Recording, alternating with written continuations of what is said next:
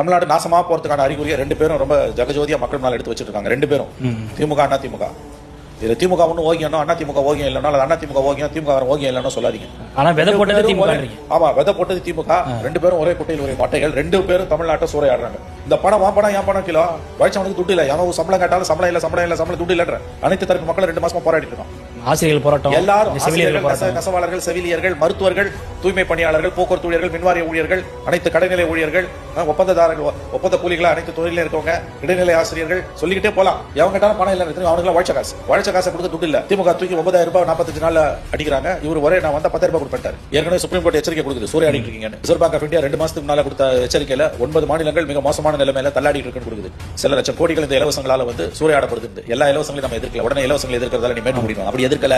மதிய உணவு திட்டம், காலை உணவு திட்டம், பெண் குழந்தைகளுக்கான எல்லா திட்டங்கள், கலைஞர் காப்பீட்டு திட்டம், இதெல்லாம் வரவேற்கத்தக்கது. இதெல்லாம் கல்வியிலும் சுகாதாரத்திலும் செய்யறது முதலீடு. இது என்னது? இது அவர் பொங்கலுக்கு 3000 ரூபாய் கொடுத்துட்டு கோடைக்கால ஊக்கத்தொகை 2000 ரூபாய் 5000 ரூபாய் தூக்கி சொல்ல அவங்க கொடுத்தாங்க. இவர் 10,000 ரூபாய் போயிருக்காரு. அது மிஞ்சினார். இவரு விலைவாசியால தமிழ்நாடு மக்கள் பாதிக்கப்பட்டிருக்காங்களா? 10,000 ரூபாய் நான் கொடுப்பாரு. என்னது இது? இல்ல தமிழ்நாடு மக்கள் இதுக்கு ஒரு முற்றுப்புள்ளி வைக்கணுங்க. இல்ல சார், தமிழ்நாடு தலையிடும் சுப்ரீம் கோர்ட் தலையிடும். கண்ட மேடைக்கு நீங்க எந்த வாக்குறுதி மக்களை முட்டாளாக்குறாங்க. தயவு செஞ்சு புரிஞ்சுக்கோங்க. 2 பேரும் சேர்ந்து மக்களை முட்டாளாக்குறாங்க. இந்த 2 பேரையும் தமிழ்நாடு மக்கள் நிராகரிக்கணும். அப்படி பாத்தீங்கன்னா இது உச்சகட்ட அட்டுழியாது. 10,000 ரூபாய். இப்ப நாளைக்கு அவர் பிடிச்சுவாரு ஸ்டாலின்.